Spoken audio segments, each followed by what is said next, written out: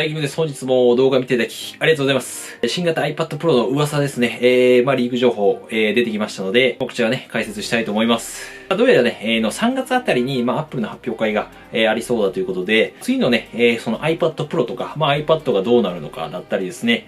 もしかしたらその M1 チップ搭載もあるんじゃないかみたいな話もあるので、それについてね、詳しく、お話ししたいと思います。で、また最後にですね、その、発売時期、何月何日みたいなね、ところまで出てきてますので、いつ頃になるのかっていうところと、どうしてね、じゃあ今買うべきじゃないのかっていうところですね。そこについてもね、お話ししたいと思います。で、こちらのチャンネルで Apple 製品をはじめとするですね、リーク情報だったり、賢い買い方ですね、だったりですね、ガジェットのレビュー動画っていうのを定期的にアップしてますので、僕も含めてね、IT リテラシーね、高めていければと思ってますので、チャンネル登録、していただくとですね、最新情報を受け取りやすくなりますので、よろしくお願いいたします。はい。また通知ベルもね、オンにしていただくとね、すぐね、届きますので、情報が。現行ですね。現行今発売されている iPad Pro の、2020年バージョンですね。こちらなんですけども、デザイン的にもね、2018年にiPad は冊子があったんですが、冊子があって、その、全画面かつね、結構現代的なその、デザインといいますか、デザインに、なってですね、MacBook に関してもその iPad Pro とかに寄っていくと。いうね、お話はしたと思うんですけども、性能に関してもやっぱり、業界の今、ほとんどのノートパソコンよりも、高速だっていうふうにね、言われてます。高速で、動画編集とかもね、サクサクできてしまうようなね、非常に優秀なタブレットの一つではあるんですけども、ただ、使われてるね、今、そのチップっていうのが A12Z チップっていうね、もので、これが、大体第2世代ぐらいね、前のものになるんですよ。やっぱりなんで、やっぱアップデートね、必要なんじゃないかと思いますね、ここは。例えば、その、昨年のね、10月に発表された、iPad Air にはですね、最新の A14 バイオニックチップ載ってますし、今のこの、僕持ってる iPhone ね、12シリーズにも、最新のチップね、載ってますと。また、これもね、昨年登場した新しいね、Apple 独自の CPU ですね、MacBook の、頭脳になるところもですね、M1 チップ、なんですけども、これもね、A14 チップっていうのをベースに作られてますので、実際僕も動画で出してますけども、M1 のね、MacBook 使って、非常に快適ですし、よかったらレビュー動画をね、見ていただきたいんですけども、特徴としてはめちゃくちゃ電力消費が少ないのに、高性能っていうところなんですよね。ここ10年で本当にね、革命的な変化がね、今起こってるって感じなんですよ。で、この性能が、このね、M1 みたいな性能がですね、この iPad Pro にもやってくるっていうことですね。これがおそらく名前がですね、A14Z なのか A14X か、ちょっとわからないんですけども、来ると。はい。で、また一部では、この M1 チップの搭載も、ちょっと噂されてるんですが、どうなるかわかんないんですけど、どちらにせよね、この M1MacBook に近いね、性能が、iPad Pro に乗ってくると。で、さらに、やっぱ GPU 性能ですね。動画編集とか画像編集とか、ゲームとかね、もう非常にこれ GPU 性能大事なんですけども、やっぱこの GPU 性能がね、やっぱ過去のその上がり幅ですね、X とか Z、ついたようなチップ出てくるときってかなりね、高くなってるんですよ。なんで、過去のね、その上がり幅から見ると全然 MacBook よりもね、高くなる M1 よりも強いんじゃないかっていうとね、全然あると思いますね。で、またこのiPad ね、Air が昨年登場して、実際この Air にはね、この最新の A14 チップ乗ってるのに対してですね、そう比べると Pro はね、結構見劣りするというか、要するにその差別化がね、今難しい状態なので、やっぱり性能的にもね、やっぱ差をつけて、やっぱ発売しないとね、ちょっとプロ厳しいんじゃないかと思いますね。で、次、その iPad Pro でね、画面ですね、ディスプレイについてなんですけども、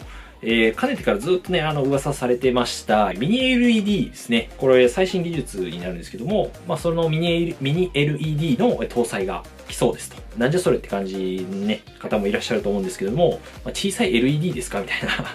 何が変わるんだよってね。はい。この後ちょっと説明しますので、焦らないでください。はい。焦らないでください。一応2020年の、3月に今の iPad Pro ですね。2020年バージョン発売されたんですが、今のその iPad のね、画面っていうのは、リキッドレティナディスプレイっていうね、ものなんですよ。これ、わかりやすく言うと、本当に、丸いね、液晶ディスプレイっていうね、意味、みたいなんですが、例えば iPhone で言うと、今の iPhone 11とか、10R とか、iPhone SE とかもね、そうなんですけども、そこには、液晶ディスプレイってものになってます。で、この液晶より、綺麗なのが、皆さんおそらく聞いたことあると思うんですけども、有機 EL ですね。テレビとか、買うときに結構聞いたりするんじゃないですかね。こっちの場合 iPhone でいう、例えば iPhone 11 Pro とか、あとiPhone 12シリーズからですね、すべて、この有機 EL に、全部対応したんですけども、ざっくりね、その液晶と有機 EL の違いを言うと、例えば、軽いとかですね、薄くできるとか、消費電力がやっぱ少なくなるとか、まあいろいろあるんですけども、まあただやっぱり有機 EL の方が高いよねっていう。まあテレビで買いにね、行ったりすると、行く方わかると思うんですけども、まあ安くても10万円とか、まあ20万円とか普通にするんですね。有機 EL 搭載のテレビって。まあだんだん安くなってきてるとはいえ。はい。で、さらにこの有機 EL をまあ進化させたものがまあミニ LED になるんですけども、まあ何が違ってくるかって、まあ一言で言うと本当にこの液晶と有機 EL のまあいいとこ取りをしたみたいなものですね。そのミニ LED がまあ次のその iPad Pro に搭載されるんじゃないかと噂されております。まあミニ LED はまあ通常の LED のまあ大きさの半分ということと、あとバックライトがね、不要なんですよね。まあ普通の液晶って後ろから光を照らして発光させるっていう仕組みなんですけども、まあ、ざっくり言うとですね。まあ、なんでやっぱ薄くてやっぱ軽くできると。まあ、その上でコストとかもまあ安いっていうのが、メリットにあって、まあ結構今サムスンとかですね、まあ LG とかが、まあ実際テレビにね、搭載して、まあ発売とか発表とか今結構、されてますね。まあ生産してるので、まあそれをアップルにも供給されるっていうね、形になります。で、このミニ LED がやっぱり iPad Pro に来ると。まあ何が違うのかっていうと、まあ僕らが感じるところで言う、僕らが感じる違うところで言うと、まあ画面が明るくて見やすくなったりですね。あとはやっぱ画面の焼き付きがね、有機 EL とかしてたんですけども、そういう焼き付きがないとか。あとまあ色の表現が豊かになるので、まあわかんない写真とかね、そういう動画編集とかにも、有利に働くと。まあ価格とかもね、そんな上がらずにやっぱ綺麗になるのがね、結構いいんじゃないかなと思いますね。まあね、またこの今後のね、MacBook とか、その iMac とかにも、Mac のラインナップにも搭載されていく見込みだと。まあ、やっぱ Apple 製品の中で最初にそのミニ LED 搭載になるのが、まあ、iPad Pro かなっていうところですよね。まあ、ただし、ちょっと今噂では 12.9 インチのその大きいね、モデルの方だけっていうね、話もあります。まあ、今11インチと 12.9 インチっていうね、2つの選択肢があるんですけどね、プロの中では。あとまあ、その仮にね、M1 チップ搭載ってなればですね、まあサプライズとして、そのプロ向けのアプリですね。まあ例えば Final Cut Pro 僕も使ってるんですけども、まあ動画編集のアプリとか、Logic Pro ですね。あとこっちは音楽編集、まあ DTM とか言われたりしますけども、iPad で使えるようになるかもしれません。はい、マジかみたいなね、噂あるんですけども、はい。これはね、期待させて申し訳ないんですが、まあこれはまあないと思いますね。はい。はい、まあ、なんでかっていうとね、単純に使えたらまあ Mac いらないじゃん、まあ売れなくなるじゃんっていうね、っていう可能性が非常に高いっていうのと、アプリ自体ね、動かすっていうのは、全然チップの構造ね、とかさっき言ったように同じなので、これ全然ね、物理的には全然可能だと思うんですけども、やっぱ根本的に、その、使い勝手の分ですね、タッチスクリーンと、まあ Mac とかだとこのキーボードで、使うじゃないですか。使い勝手がね、やっぱ全然ね、違ってくるんですよね。まあ、俗にその UI ですね、ユーザーインターフェースと呼ばれるものなんですが、まあ、それを、なんで iPad 向けとか、そのタッチスクリーン向けにもう一回設計し直さないといけないわけですよ。まあ、そのタッチスクリーンの操作でもやっぱ快適に使えるようにするっていうのは、なかなかね、大変なんですよね。まあ、デザインとかする方わかると思うんですけども、まあ、本当わかりやすく、なんだろうな、その完成した家っていうのを、こう、まあ、一回またばらしてですね、まあ、設計図からもう一回書き直して、まあ、作り直すみたいな。まあ、それともう本当同じぐらい大変じゃないかなと思うので、まあ、仮にね、まあ、対応、まあ、わかんないけど、将来的にするかもしれないですが、まだまあ時間かかるんじゃないかなと思うので、まあ、プロ向けのアプリですね、の対応の確率みたいなのは iPad で使えるようになるっていうのは非常に低いんじゃないかなと思います。あと、まあ、新機能としては、5G 対応ですね。これも iPhone に続いて iPad Pro も、まあ、5G かな。まあ、iPad 自体もいろいろ対応していくとは思うんですけども、まあ、正直、どうでもいいですね、これは。うん。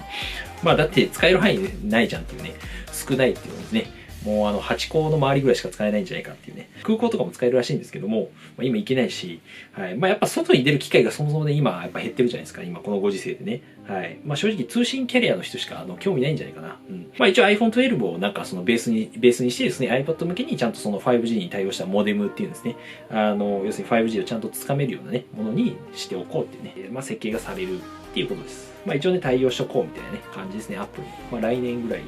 見据えて。ただ僕とかはもう Wi-Fi モデルしか使わないんで、はい。まあ特に関係ないなっていう。はい。まあなんでセルラーモデルね、もし結構使ってる方とかは、まあ 5G 対応とかになるので、まあ気になる方は、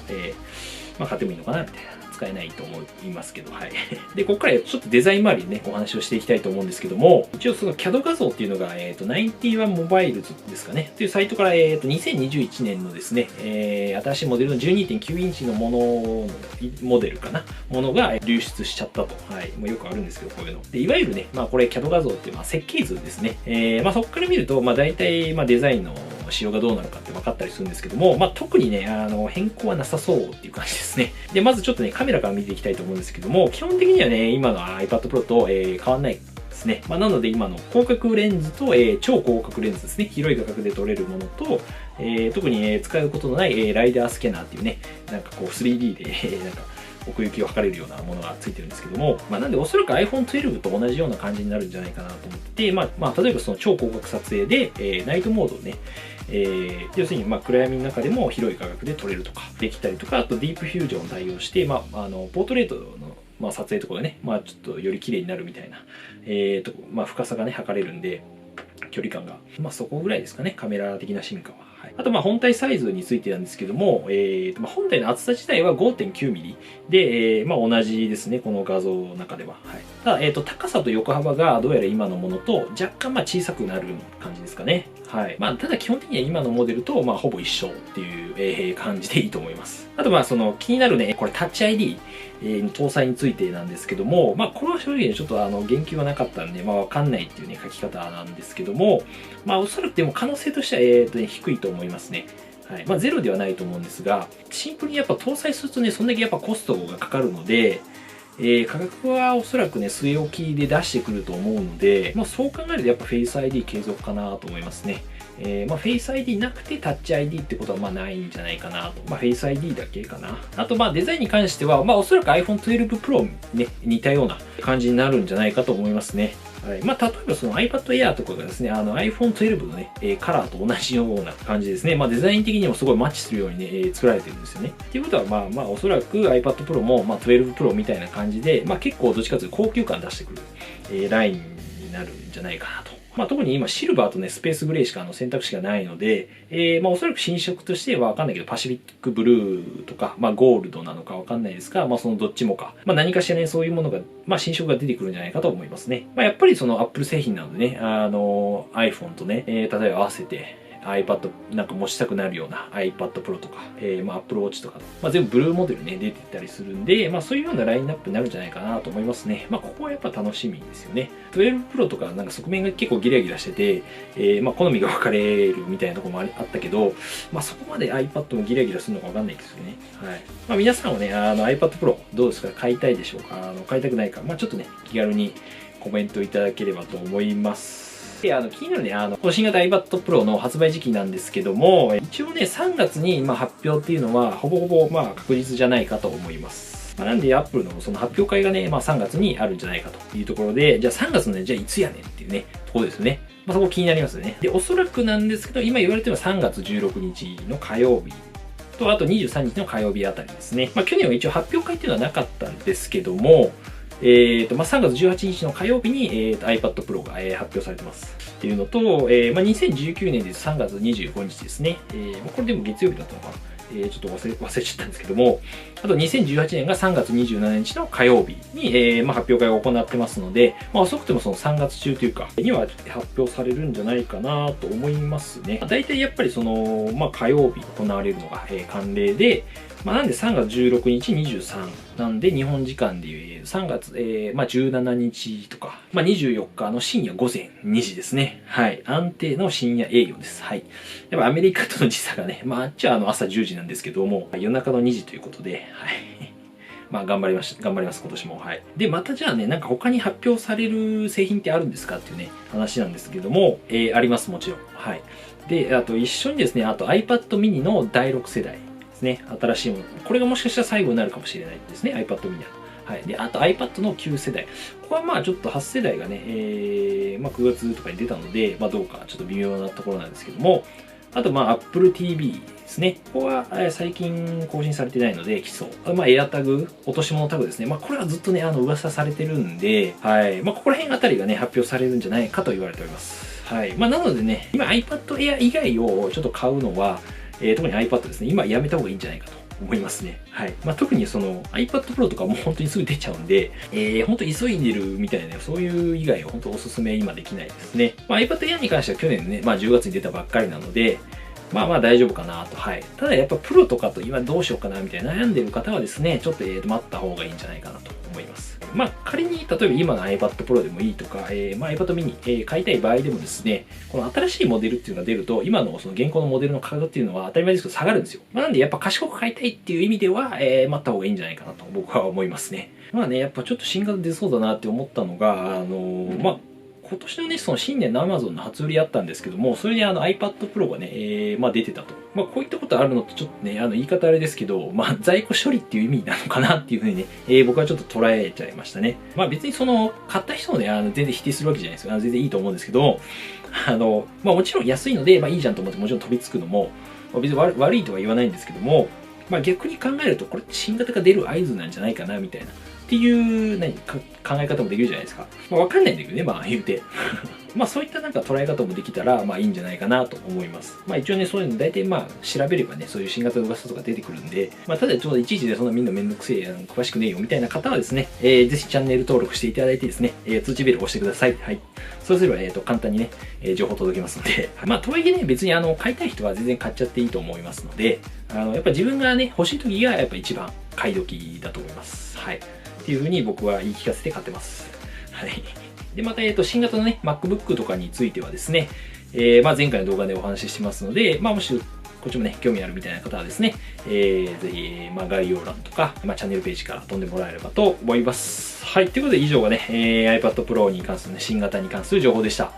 はい。皆さんはちょっとどう感じましたかね。気軽に概要欄下の方から、